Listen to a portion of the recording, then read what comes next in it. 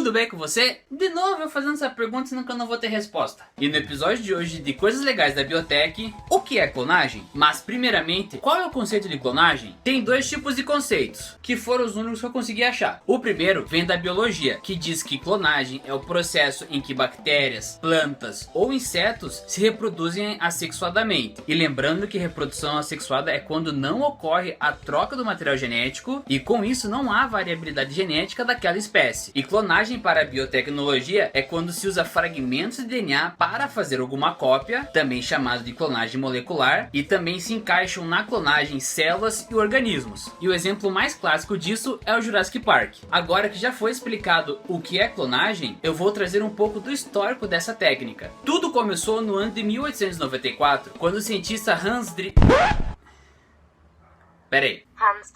conseguiu clonar ouriços do mar em um becker e água do mar. E a técnica que esse cara usou, acho que foi a técnica mais radical que eu já vi. Ele simplesmente pegou a célula do ouriço do mar, colocou no becker e começou a mexer. E acabou se dividindo. Não é a melhor técnica, mas é que deu certo. Avançando 8 anos, em 1902, um outro cientista chamado Hans, só que de sobrenome Spearman, eu acho que eu farei certo, conseguiu dividir o embrião de salamandras usando uma técnica um pouco mais avançada do que ficar balançando o copo. Ele pegou o fio de cabelo do filho dele e conseguiu dividir o embrião. Não é a técnica mais sofisticada, mas foi a que deu certo. E agora, dando um salto para o final do século 20, em 96, nascia a ovelha Dolly. E o nascimento da ovelha Dolly foi um marco muito importante para a biotecnologia. E para efeitos de comparação, o genoma humano foi sequenciado por completo entre aspas, né? Cerca de 6 anos depois. E no ano de 97, um pouco antes da Dolly fazer um ano, nascia a ovelha Polly. Esses caras, para dar nome, são muito criativos. E a técnica usada para fazer a ovelha Polly, ela também revolucionou a biotecnologia. A gente tem que fazer alguma coisa com essa nova ovelha que nós vamos clonar. Mas só clonar é muito sem graça. Pô, mas por que você não faz a transgenia junto com a clonagem?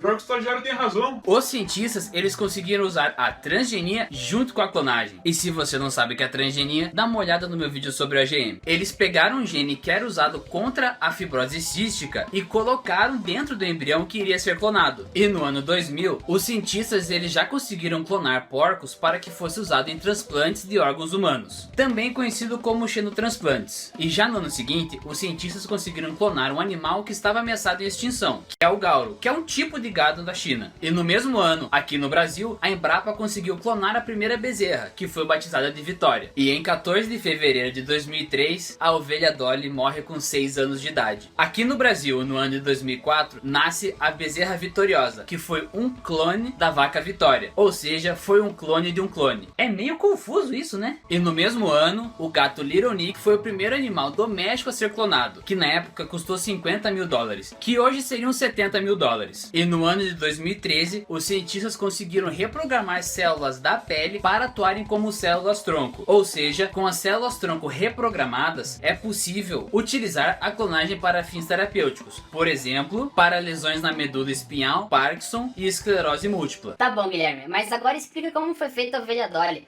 porque você tava muito empolgado fazendo essa parte do roteiro. E pior que eu tava mesmo. Foram utilizadas duas raças de ovelhas, a Finn Dorset e a Scottish Blackface, que serão nomeadas de ovelha A e B para ficar mais fácil. A ovelha A, já com 6 anos de idade, guarde bem essa informação, foi a doadora do material genético que veio de uma célula mamária, e a ovelha B foi a doadora do óvulo. Do óvulo foi retirado o núcleo e colocado lado a lado com a célula mamária da ovelha A, e pelo processo de eletrofusão, que é uma técnica onde usa eletricidade para fundir as células, ocorreu a fusão entre as duas células. Nesse momento, a estrutura celular era da ovelha B e o material genético da ovelha A. Após 6 dias de desenvolvimento do embrião em laboratório, foi usada uma ovelha da mesma raça que a ovelha B para a barriga de aluguel, e após cerca de 5 meses nasceu a 6LLS, mais conhecida como Dolly, no dia 5 de julho de 1996. Lembra que a ovelha doadora do material genético possuía 6 anos quando ocorreu a clonagem? Então, o material genético ao todo todo possuía 12 anos de existência, o que explica a Dolly viver somente 6 anos. E você pode estar se perguntando: mas aonde que eu vejo clonagem no meu dia a dia? A clonagem é usada em plantas, em bactérias e, por incrível que pareça, em nossas próprias células. As clonagens nas violetas acontecem geralmente em floriculturas, onde é pego um pedaço dela, que geralmente são as suas folhas, e esses pedaços são cultivados até que gerem um novo indivíduo. Já nas bactérias eu fiz um vídeo especialmente para elas. Se você quiser saber mais, deixarei o link aqui na descrição. Mas Guilherme, um neurônio e uma célula da pele, elas são muito diferentes. Como que uma pode ser clone da outra? Então, lembra no começo do vídeo quando eu disse que uma das classificações para a clonagem é que um indivíduo deve ser geneticamente igual ao outro? Se a célula da pele e o neurônio são do mesmo organismo, logo o seu material genético é igual. A diferença da estrutura que nós vemos em microscópio deve-se ao fato que essas células, quando estavam em desenvolvimento, receberam estímulos diferentes, o que deixou as suas formas e funções diferentes, mas a nível de DNA elas são idênticas. Tá bom, Guilherme, você já disse o que é clonagem, já disse no dia a dia onde a clonagem está.